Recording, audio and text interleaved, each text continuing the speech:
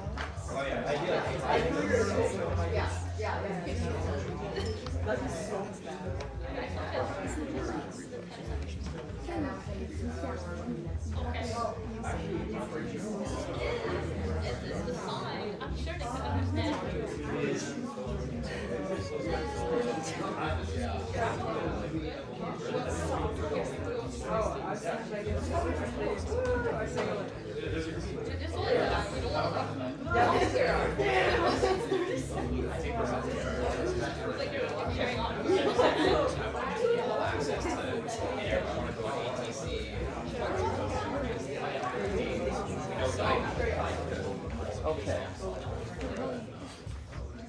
Was your attempt as we add these up and Emmanuel? Yeah, okay. I just wanted to make sure we got the process lined up. Okay. So we've all got calculators, phones with calculators. Okay, that's good. And we can double check it afterwards if we don't feel confident. No, that will shatter our confidence. Sounds good. So,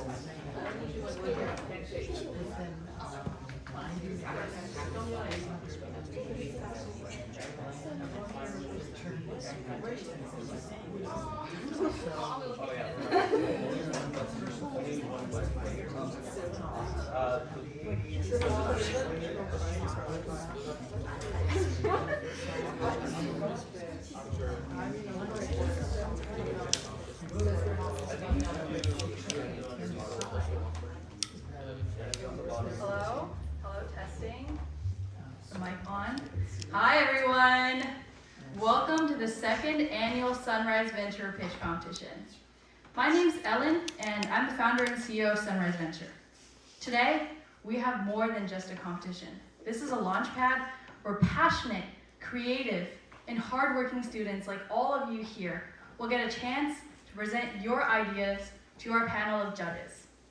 You guys have all worked so hard, and we're proud of how far you've come. So first, let's give a round of applause for all of the finalists.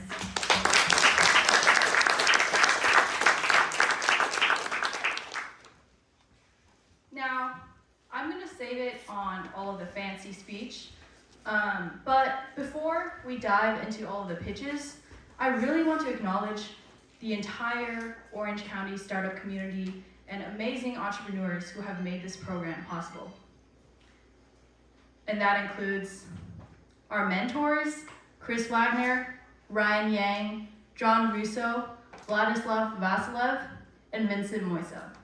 Thank you to all of the mentors for helping our students refine their pitches. Let's give it a round of applause. And then next of all, our speakers. These faces should look familiar to all of you. David Ochi, Ella Parlar, Chris Wagner, Don Voss, John Russo, and Spike O'Carroll. These people have shared their guidance and entrepreneurial wisdom with our students. So thank you to all of our speakers. Those who are here today and those who may not be here today, you have made this program possible. Yeah, let's give it a round of applause. And then lastly, most excitingly, our judges here today. Brian Reff, Jeff Greenberg, and Michael Sawitz. Can you give a little wave to the audience? Yeah, thank you judges for being here today and sharing your experience and judgment with our students and helping them refine their pitches even further through your advice. And then lastly, I want to give a big heartfelt thank you to our sponsor for tonight who provided this venue. Thank you for providing the space and support for youth entrepreneurship. As you might have seen downstairs or on the table in the back, they have some amazing programs coming up this summer. Whether your interests are in STEM, humanities, sports, or government, they have programs for all of that. So these are for you high school students. And I would like to make another announcement about an upcoming day event that they have. They offer a monthly civic engagement program called Real Talk. So the past topics have included the First Amendment, understanding executive orders, diversity, equity, and inclusion. So on May 22nd at 5 p.m., we will have attorneys and former U.S. immigration judges discuss immigration in Orange County. So hope you guys will join that event if you guys are interested in law. Additionally, COR/CDC offers college readiness programs for middle and high schoolers, so that's all of you. That includes working through a pathway to college, like choosing the right classes, internships, extracurricular activities, and walking through the college application and interview process. I know a lot of you are sophomores, freshmen, juniors, so that will be very relevant and extremely crucial for you in the upcoming months and years. So I would highly recommend finding out more about the programs offered by our sponsor. So let's give our sponsor another well-deserved round of applause. So before we dive into the pitches, I want to give a bit of a rundown into logistics. First, we will have, let me pull up the schedule. So first, we will have 5 teams present, and then we'll have a short 10-minute break. And then afterwards, we'll have another 4 teams present.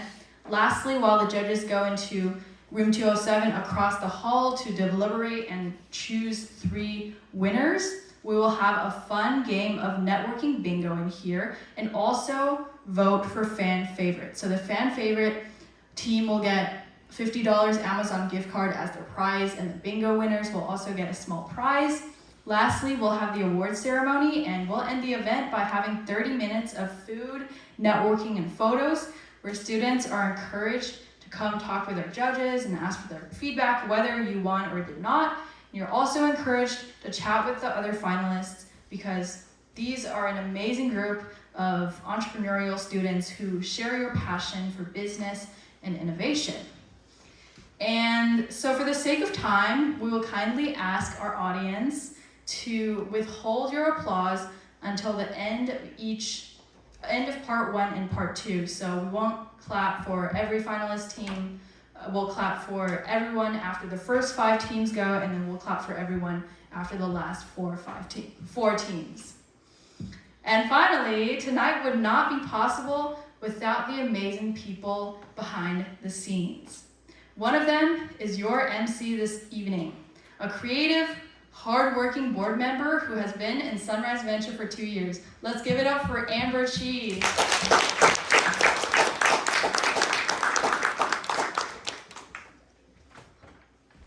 Give the clicker to the teams after.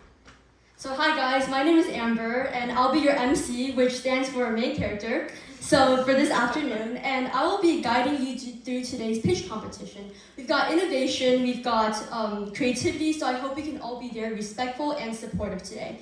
Each team, like Alan said, will get 5 minutes to pitch, followed by 2 minutes of judges' Q&A, and we'll be taking a short break in the middle, as you guys can see in the competition schedule.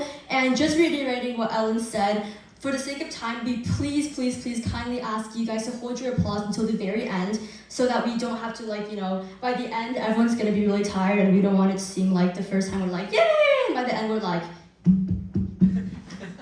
so obviously. And let's have some fun, we're all here, and let's support each other, and maybe discover the next big thing, or at least the next big thing someone other than your mom will invest in. So, because I know as high schoolers, we hate hearing this, but everyone in this room today is a winner. So let's give it up for the fact that we all made it here. And let's give it up one more time for our very first competition and very first team, Eureka.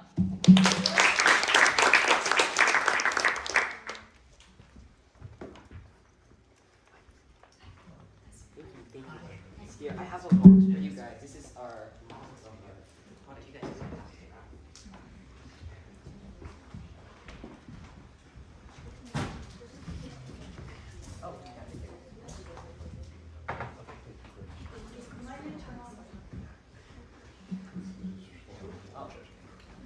Are the mics turned on? Check 1, 2. Check 1, 2. Oh, that's on. Check 1, 2. Okay.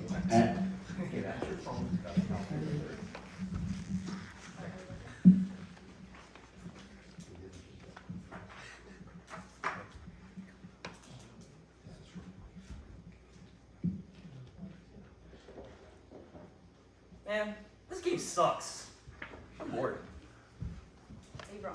Hmm. Abram. Yeah. What are you doing? We're doing a pitch right now. Oh I shit. can't believe it. Sorry. Look at this person just staring at their phone, not even paying attention to the fact that we're doing a presentation pitch. In fact, after running survey from both local and worldwide data, we were able to find that around 50% of survey users spend about 6 hours on their phones each day, showing how much of this problem is not only a local one, but a worldwide one.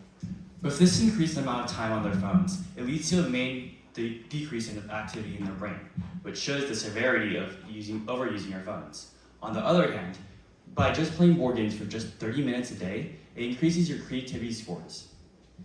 So we are able to take full advantage of this fact by creating Eureka, a customizable board game kit. These have common board game pieces, and they're super simple to use and allow for customer creativity to be enhanced. We want to also, our product is able to further solve our issue by being an alternative to screen time usage. It will allow customer creativity and collaboration within the product, allowing for the best choices made. So if you take a look inside the box, which you can open right now, we are able to see how all of these pieces together make up what we can try to make the most engaging product possible for the consumer. So furthermore, going to our business model canvas, our key partners can help us fund and advertise for our product. So a key partner that we may have is people on Kickstarter who have proposed over $272 million to tabletop industries in just 2022. This industry is a fast-growing industry that is currently valued at $19.5 billion this year. Furthermore, another key partner that we may have is Crayola, who can possibly supply us with the key materials that we need to build our product. Furthermore, some of our key activities include development of website, product, and marketing. And our key resources include customer relationships and the skills to develop contents. And what we really want for our customers is to have the freedom to create their own creations, have a good game, and just learning design in general. And what they're really expecting from us is that our product is easy to follow and fun to play with. And we can reach our target market by mainly advertising on social medias, as that's where most of them are active at. And we mainly want to create values for mainly kids and families. However, we can also create values for teens and those who are interested. So looking into the finance side of our product, everything added up, the cost is just under $8 for each unit. However, other fees may apply such as utility and labor cost. So furthermore, we have decided to set our initial pricing at $20 so that we have a 50% profit margin with all of the costs and utilities added up. However, due to the current tariffs placed on Mexico, which is where we produce our products since they have a abundant amount of cardboard, we decided to update our product into $30 per unit so we have a 50% profit margin. So you may be asking yourself, who are our main competitors? Well, we're facing off large toy companies such as Mattel and Hasbro. And if we take a closer look at Hasbro over here, we're able to see some of their strengths and weaknesses. Their main strengths are basically they have a large global market presence, which makes them harder to kind of destroy in this field. And unfortunately, they do have their own weaknesses of supply chain and manufacturing risks.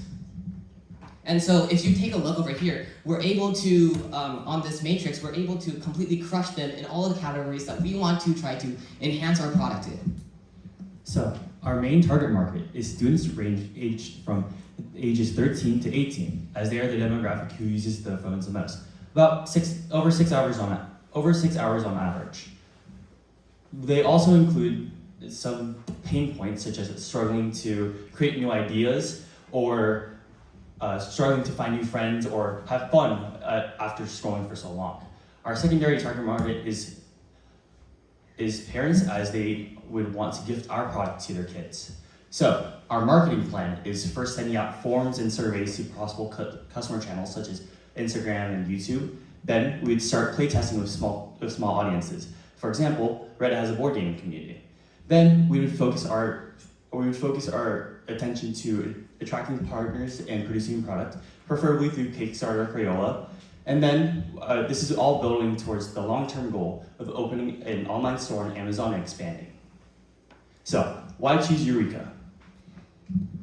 Because we provoke creativity. And create meaningful connections. So join us as we begin our journey to help people find their Eureka moment through creativity and connections. Thank you. Yeah, thank you.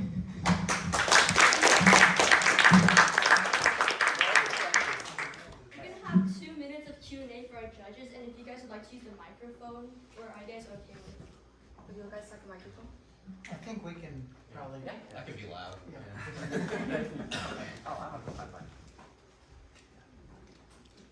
So all your pricing was Alibaba and buying retail? So that is actually a wholesale market that we can get our products from, and it's usually bought in bulks. So if we go back to that previous slide, not that, but right here, everything's bought in bulks, and as you can see here, we have, for example, the polymer clip, we have it at $760 and above per purchase, so that's the wholesale price, not the retail price. So, and what, so did you say it was $20 and you're retailing for $30? What, I didn't see the metrics. So if we go back to that slide, our initial pricing was $20 because all of the utility costs, the labor cost, the cost to actually build a product. But because our product will be built in Mexico, because that's where they manufacture a lot of the cardboard we're going to use for our product, we do have a current tariff at the time we made this slide. So we have to pump it up to $30 so that we're making a 50% profit margin. Okay, just know, that's too low for you to be profitable. Yes, I understand you have a pricing ceiling, but when you factor in general overhead and marketing costs above the initial cost to kit, it's way beyond that. But I like the way you went about it. Thank you. What market research have you done? Have you spoken to your target customer and done surveys or? We sent out a survey out to all of the students from the school that we go to, and approximately 30 people did respond. So we were able to see like a vast majority of the people who decided to hopefully they're truthful. Of course, there's always some people that are not fully wanting to tell the truth, but based off of this statistic, it shows that in both cases of a large sampling from Demand Sage, which is a company which allows for markets such as this one to get more statistics, and our own, it's pretty much the same. So we're able to kind of see how much of the middle part would be about 50%. But so this is how much time they spend on their phone, right? That's correct. So yes. have you done any sort of market research on like showing this idea, this game, the project to those 13 to 18-year-olds to try to see if it's something they'd be interested in or something that they would play? So for our school, we currently just did a technology detox at our school, and we've seen that as an alternative option of phones, which we're not allowed to access during school, they instead took board games, card games to play during lunch. So we know that this is an option that they're willing to choose. Great, thank you. Thank you so much. Unfortunately, that's the only time we have for questions. So thank you so much for you guys for accommodating. And I'm not gonna lie, man. Screen Time Sam sounds a lot like me. I think growing up for me, my constant screen time use really contributes to my low attention span. But another thing that I really remember from my childhood is how much I love riding bikes. So let's introduce our next team, Resi Bikes.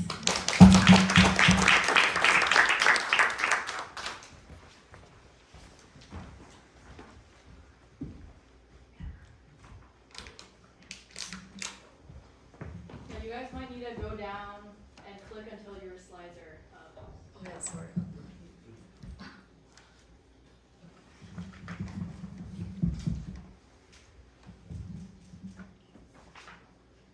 So, how many of you got stuck in traffic while going on a trip? How many of you have wasted a long time for a bus? And how many of you enjoy the outdoors, the sunset, and hearing the waves? Our program, Breezy Bike, a bike sharing system in Irvine, will solve all of that problem. My name is Ella E. My name is Bella Wei. My name is Jaden Ta. So exploring urban coastline usually means driving, leading to traffic, parking stress, and limited freedom. Locals and tourists miss out on spontaneous outdoor experiences because public transit doesn't reach many scenic spots. Breezy solved this with a convenient, eco-friendly bike sharing system that let people enjoy the nature freely without the hassle of a car. Our bikes will be placed near neighborhoods and scenic spots, equipped with helmets, lights, and phone holders to ensure safe hands-free riding. Helmets will be secured to bikes and appear with disposable ear cap for hygiene. We also plan to partner with city departments to ensure safety, provide sustainable travel, and create scenic breezy routes. So for our tourists, we have 3, 5, and 7-day passes with personalized routes along urban coasts, sunset trails, and local gyms. What sets Breezy apart is our mission system. For our riders, they can complete hotspot challenges, snap photos, and earn rewards like hot air balloon rides. And we'll also partner with local business to create exclusive deals and experiences for our user to make sure that every ride makes a deeper connection with the community. And this is our mobile app. So first time you enter the app, you can have a language choice in case some of our tourists doesn't speak English. And after you enter the map, you can search up the destination and see where all the bikes are located. At the row below, you can enter our unique system, which is our mission center. It contains the points you gain, the missions, and the challenges you can do. And this is our tourist passes. It contains different day packages with scenic routes. And last is our profile. It has the history, points, and the rewards you can get, which can encourage our customer to ride with us. And also at special time, we'll be sending out notification to alert them, such as, not too dramatic, but breezy misses you. Come back and let's ride into the sunset. And our program is also family friendly. Ages from 12 and under can ride in the backseat with secure straps. Ages in between 12 and 18 can ride their bike, but they have to have helmets on them.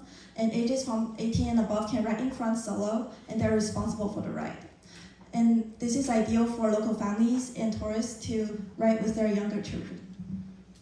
So we'll launch Breezy with a user-friendly app for rentals, payment, and gamified missions. QR code at bike stations enable quick unlock. We'll partner with local tourist spot and government groups to expand access, while promoting through social media and influencer. Breezy will also appear on Google Map and TripAdvisor for easy trip planning. And our revenue comes from ride fee, brand partnership, and sustainability grants. For pricing, our single ride plan includes 99-cent unlock fee and $4 per hour for casual riders, and a steadily monthly cost $30.99 per month, which includes 50 hours for ride time and $2.50 for additional hours. And the tourist plan provide unlimited rides for 3, 5, or 7 days starting at $15.99. We also enforces relocation fees, charges for lost accessories, and penalties for bike damage to ensure smooth operations and sustainability. This 3-year projection also show our financial model is both scalable and sustainable. We estimate our active users will increase from 2,000 to 5,000, driving revenue from $410K to $1,019K. Costs scale proportionally, but profits grow sharply from $260K to $659K. This bar chart clearly illustrates this upward trend, and with revenue and profit grow sharply than the cost. So by comparing with Lime and City Bike, Breezy stands out as the only bike sharing system designed for tourists and eco-riders. Unlike other competitors focused mainly on commuter, Breezy offers scenic routes, gamified experience, local business reward, and strong community engagement. So with partnership, social media buzz, and a cost-effective model, Breezy isn't just another way to get around. It's a new way to experience the city. So with Breezy, let's ride into a better future. Thank you.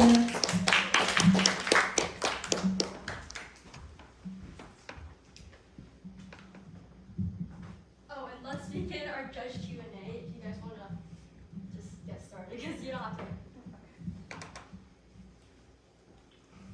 People are just picking these bikes up anywhere and dropping them off anywhere, or you have depots?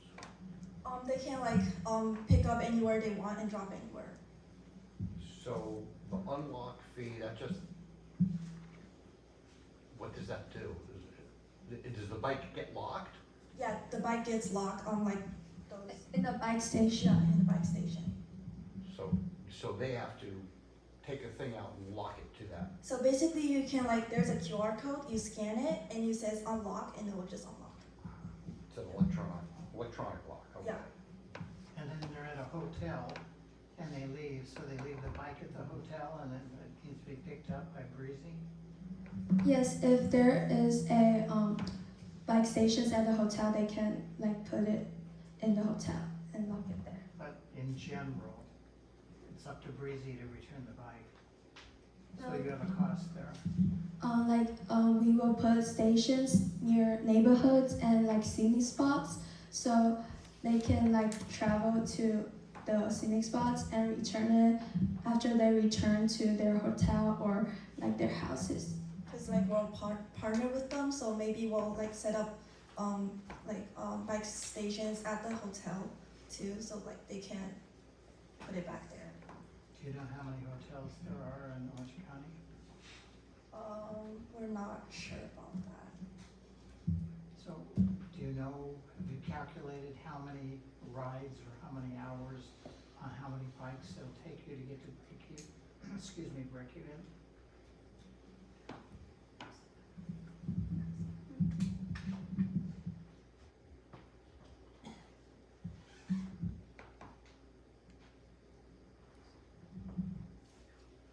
We have like there's a bar chart, I think there. Is it? So it was something like 4,000 Yeah, rides to, we have like done a survey about that. Like we also search online. There's a chart shows like how like different age groups people, how many are in Irvine. So that's right, but Irvine are not tourists, so, I mean, if you're gonna put the bike in Irvine, for Irvine people, they're not tourists, so that's counters your mission statement. So I need to know how many tourists riding how many bikes for how many hours will get you to break even. although Irvine isn't a traditional tourist city, it has many hidden gems like coastline parks, bike trails, sunset spots that would attract nature lover and ideal for short-term visiting. Right, but Yeah. I need to know, I'm asking the metrics, the financial part of this. How many rides on how many bikes, how many hours of utilization will it take you to get to break even in cost? Okay, unfortunately, that's all the time we have for Q&A for now. So thank you so much for your questions. They're very insightful and extensive. Thank you so much. So, without further ado, let's welcome up our next team, Pet Pals, to the stage.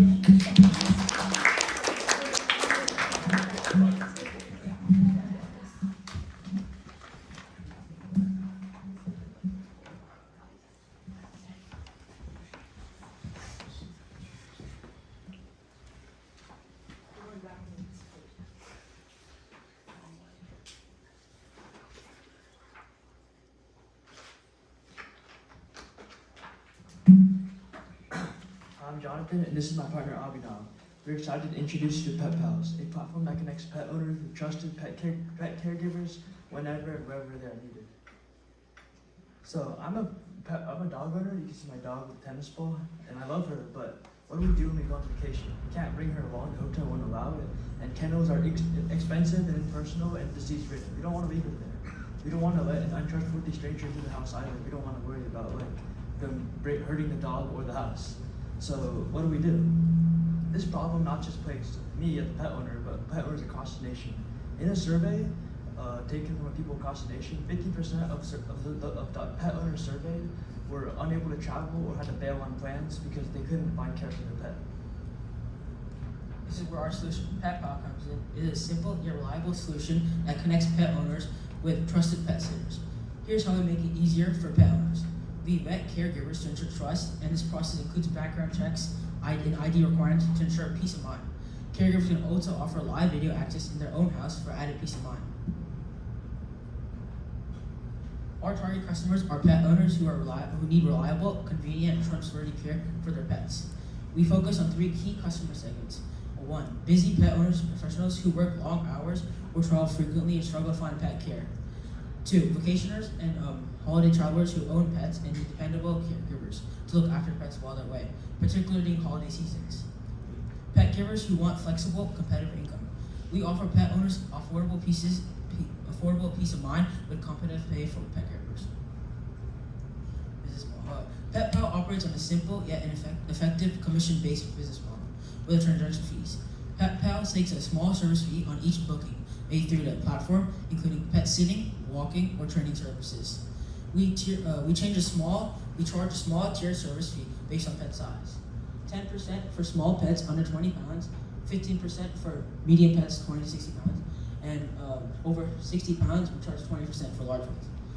As this tiered fee reflects increased time, effort, and pay responsibility required to care for pets, ensuring fair compensation for our caregivers.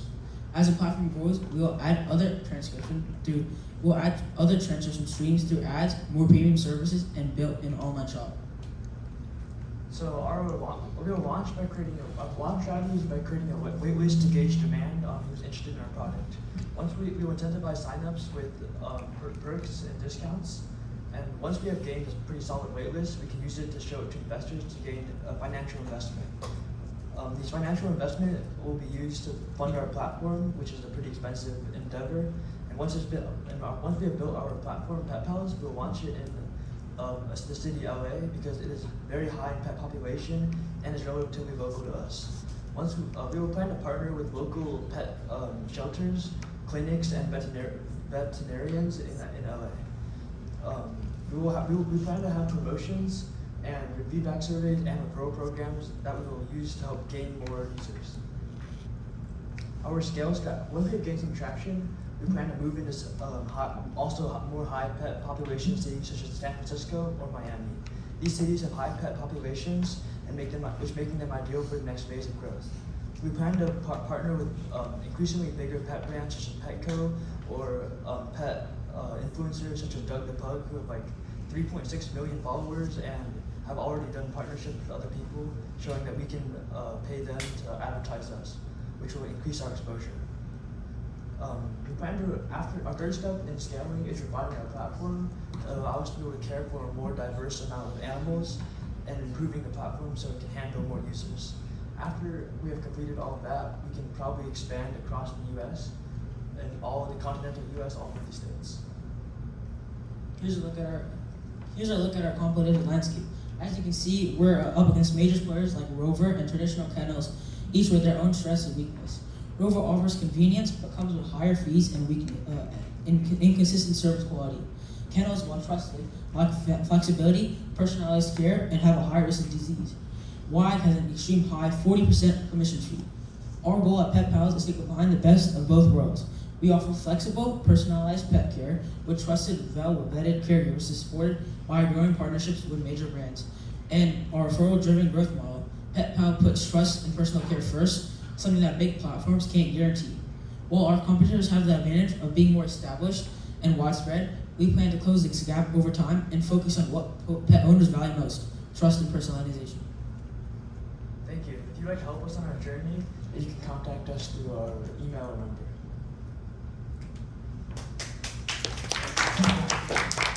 Let's get 2 minutes of just Q&A. Whenever you guys are ready. How do you plan on vetting these caregivers? We can keep their ID check and background in case something goes wrong with their service, so we can send police information to the police after. So you looked at the prices for background checks? Oh yeah, we have background checks on every person who's in the background check. What are you paying for background checks? We expect to pay I researched it a little bit. It's like $10 or $20 for a pretty thorough background check that can look into your criminal history. More like 25 an hour. Okay. But I'm glad you looked at that. So is this kind of like, just to clarify, like a marketplace? So the caregivers, they're signing up to your platform to list their own pricing, or do you have standardized pricing? They can list their own prices, and we have like recommended prices for them, but they list their own, and they know what we're charging them based on pets. So something like this is pretty difficult because you kind of have two customers. You have both your pet owners, and then you also have the caregivers. And you have to have caregivers in order to get the pet owners on your product, and you gotta have pet owners get caregivers on your product, right? Yeah. So how do you plan to manage that So- and attack from both angles? What we're thinking is that since our commission fee is fair, but compared to the market, it's slightly low commission fee out there, and since people will pay a lot to care for their pets, so we expect that people will be able to pay a fair amount to their pet caregiver while we still take a decent cut, allowing us to like continue funding our background checks, for example. Like Rover has WAG has a 40% commission fee, while our lowest is 20% on the pet, and this shows fair compensation to our pets and caregivers. So what do you think the customer's gonna pay per hour for your service on average? I was thinking, on the research, we're thinking like about like $30 or $40 an hour. 45 an hour. 45 an hour is what people are expecting to pay for an hour of pet care, of like direct and interactive. Yeah, and the prices can depend on like what the services are. Like there's walking, training, and like cleaning. So for each one, we have set prices too. Are you setting the price, or is the vendor setting the price? The vendors are saying prices, but we're recommending some prices too. Thank you so much.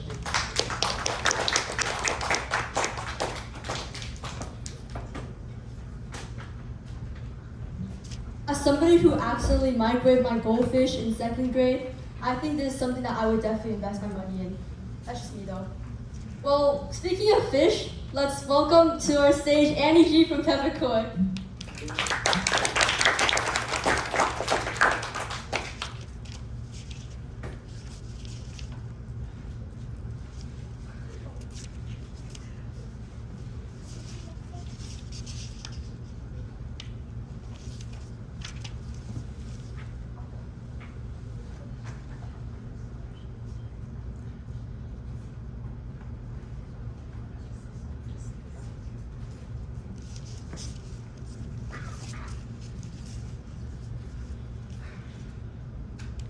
Hi, my name is Annie, and this is Peppercorn. I once watched a documentary about Asian carp in the Great Lakes and in the Mississippi River, and I was shocked to find that there's millions of them, overpopulating many of the waterways. And it made me wonder, what can we do about this environmental crisis? Could we eat it? What should we do? Well, that's why I'm here today, because I have found a solution. We can, oh shoot.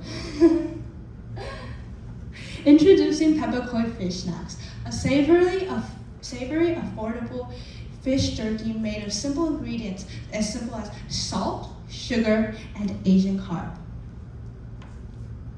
During my research of Asian carp, I have found that Asian carp is a really underappreciated resource that we can utilize. It is very nutritious, with 18 grams of protein, while having as little as 127 calories, making it comparable to other beloved sources of meat, such as steak and salmon. Not only that, because of its status as an invasive species, it is at a staggering low of 19 cents a pound, which will be very relevant later on. Peppercorn is a brand that promotes sustainability and eco-friendliness, but it also focuses on consumers as well, to promote as healthy and affordable food through targeting invasive species, targeting environmental issues, and creating the most affordable and healthy snacks for consumers. So for our target customers, we want to focus on people who care about what they eat and where it comes from health-conscious consumers, dieters, fitness enthusiasts, or just people who want to eat better while making it convenient and cheap. Okay. For our business model, I would develop a unique and simple and healthy recipe while focusing on taking advantage of local fisheries and factories to produce and create the product itself. This will not only reduce costs, like shipping and transportation, but it also helps those that are impacted by the Asian carp itself, because it damages the environment. Okay. So for our sales sales channels, we will be focusing mainly on online and social media through Instagram, TikTok, and so on, because it boosts marketing, but also it helps create an awareness over the issue of Asian carp and invasive species. We'll also focus on other traditional sales channels such as retailers like Costco, farmers markets, gyms, and so on. For our go-to-market strategy, focusing on customer interest, we're going to be doing multiple trial and errors, having many soft launches to receive customer feedback before expanding to a greater market. For the competitive analysis, I chose many popular fish high-protein snacks such as original jerky from Old Trapper, Quest Nutrition, and Nacho Chips, and found that Pepper Koi does not fall greatly behind in terms of nutrition and also taste, but also it has a unique advantage, which is in its price. Because it's costs at $10.99 a pound for the Pepper Koi fish snacks, which is half of what other companies are forcing. This not only entices customers, but also it helps make it a more competitive market as well. So you might be wondering, why is Pepper Koi fish snacks so cheap? Well, as I said before on the previous slide, Asian carp is a very invasive species, and that's, as a result, it is 20 cents a pound to harvest these fish. And including adding on to other fees such as distribution and processing, it makes selling 1 pound of Pepper Koi fish snacks less than $2. Now, to focus on customer demands, we have created 3 different packages. One is the standard bag, the bulk pack, and the sample pack. The standard bag and bulk pack is perfect for families and large groups of people, while the sample pack is perfect for office workers and students who don't have a lot of time and want to eat something that's quick and on the go. So invest in Pepper Koi, because saving the world bite by bite is just that easy. Thank you. Have you tasted this yourself? Actually, yes. My mom used to make a lot of fish dishes when we were younger, so I actually had a chance to try it. As a jerky or in a fish dish? Oh, in a fish dish actually. So I'm an outdoors guy. I go through a lot of jerky and made one trip with salmon jerky, and Ooh. I'll never do that again. Yeah, after a couple of days out there, it was not good. So I see. There's a difference between eating the fish cooked at the table side and another thing curing it and having a longer shelf life or backpack life. So consider watching that. Yes, of course. Thank you. You had a slide about how many pounds or how many fish are being removed now? Yes. How is that being done? Because it is an invasive species, the government and local fisheries have been working to remove this issue, so yes. How are they actually removing them? Oh, there's a variety of different ways to harvest, but some are doing electric fishing, while others are just a more traditional, just taking it out of the water with nets and stuff. Okay, and so you're gonna somehow connect to those people and get the fish from them? Yes. We want to do some local sourcing so that we can help people who have been harmed by the. And I guess what I'm trying to get, the way they harvest the fish doesn't destroy it, so it's still edible. Okay. No, yeah. One of the ways actually they harvest fish. One of the most popular ways they actually harvest fish is, as you can see over here, they use electric fishing and they just straight up grab it from the rivers. So it really doesn't harm much. So yeah. Has anyone made jerky out of this type of fish before, or is this the first time this would happen? Actually, I believe there's stuff that is similar to this. There's other types of different fish jerky, but specifically for carp, no, I have not seen any. But I do have seen one for the invasive species of catfish. But this brand is actually really unwell known. I've all searched up and look at their Instagram. They've only had over 100 followers at least.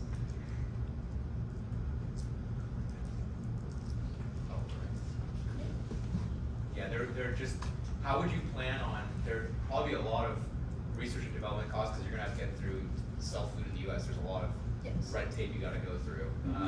Just to get it here, it goes to the FDA and everything, how do you plan to overcome those obstacles? Yeah. So yeah, I was looking through those and I decided that the best way to do it is having those local factories and fisheries being very close together. So it reduces like transportation because those fees are very expensive, I know. So having them really close together reduces those costs, but also helps their economy as well. Mm-hmm. Thank you so much for those great questions.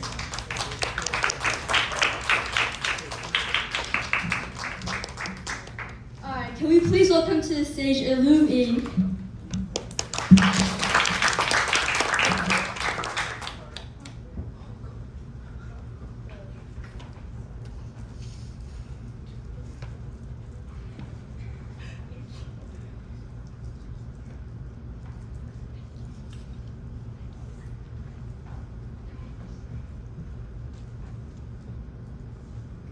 Hi, my name is Selena Alipu Tabrizi from University High School.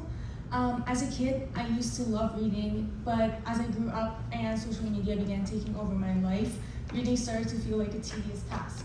But reading isn't just entertainment, it's essential. It helps develop empathy, critical thinking skills, and reduce stress. But currently, readership has significantly plummeted. Research shows that only one third of American fourth graders are able to read at a proficient level. And shorter attention spans and also the outdated education system all contribute to this trend. Even more concerning is that 54% of American adults are unable to read above a sixth grade level, showing that this is a long-term crisis that carries on with individuals throughout their lives. And this issue has only gotten worse after COVID-19 as students struggle to adapt back to the traditional school system after online learning. And now parents, educators, and teachers and teens in high school are searching for an easy and effective solution. That's where Illumink comes in. Illumink is an educational app that uses gamified features such as leaderboards, streaks, and reward systems to meet the modern demands and also turn harmful habits into healthy reading habits. We have a personalized curriculum, which is basically using books, poems, and articles to teach students how to expand their vocabulary, increase their reading comprehension, and also teach them analytical skills. Lastly, we have an adaptive learning path, which adapts to a student's pace, age, ability, and learning style in order to help them make the most improvements. Our target customers are students ages 9 to 16 or in grades 3 to 10. These are students who are tech savvy and are always glued to their phones, but are also in critical stages of literacy development. By also focusing on families rather than school districts, we aim to make the app more accessible and our customer range more wider. Our business model is simple and competitive. We will distribute the app on various platforms such as Google Play and App Store, making it easy to find. And we also have a free version of the app, which introduces the customers to the features that the app offers, but we also have a premium feature that has free tiers. The first one is the bronze model, which is $399 a month. And this version has a few other special features that are added to the free version, and it also doesn't have any ads. The next one is our silver tier, which is $599 a month. And this has more abilities for customization and also additional content. Lastly, we have our gold tier, which is $899 a month. And this has premium features such as AI tutoring and exclusive challenges. Compared to our competitors, which often have prices ranging from $699 a month to $1299 a month, Illumink has a wider audience and we also have more features to offer. Our go-to marketing strategy is to build community and culture. We will use humor, memes, and a memorable mascot to appeal to both parents and Gen Z students. Similar to how Duolingo, which is a foreign language learning app, uses Instagram Reels and notifications on the app, which remind students to do their lessons. We aim to create a community rather than just a product. Lastly, let's briefly cover competition. So as you can see, there are apps like Sora and Lexile, which primarily target school districts. And these apps have the issue of having a limited market. And also they only offer opportunities to read books or maybe take a test to detect one's reading ability rather than having the ability to guide students through the process and also taking into account the students' attention spans. And also there are apps like Epic and Books, which are marketed beyond school districts. However, they have the issue of only targeting younger readers, which makes this a huge issue. In short, Illumink is an app that aims to raise and foster future readers. Thank you.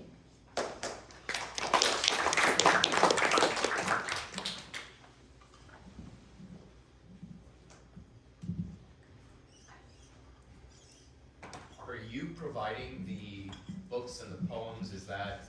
Do they have to go out on their own and get it, and then the app is like a companion for it, or is it within the app? No, the books and the poems and the materials are within the app, and I plan to partner with publishing companies in order to afford those, and also initially we aim to have classic novels or poems because those are available just publicly, so it makes them easier to have on the app. You knew right where my question was heading. Good job.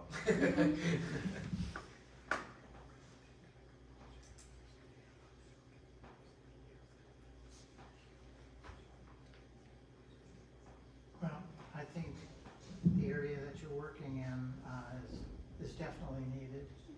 And there's a lot of grant money now that's going to go into education with the changes in the National Education Department. So good timing on this. Thank you. Is there any other questions I can answer? Okay. Thank you.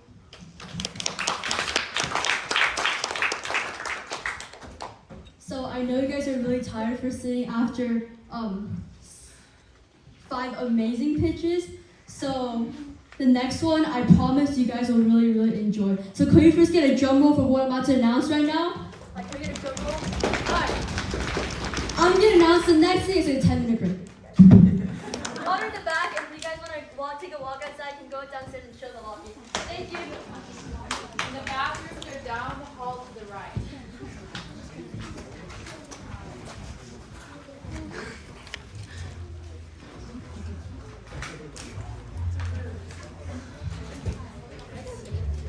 Absolutely. Do I have to pretend like I like them?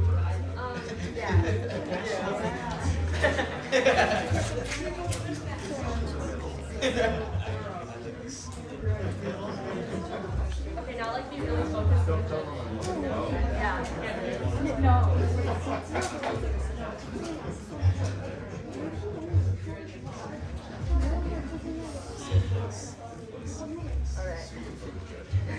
I mean,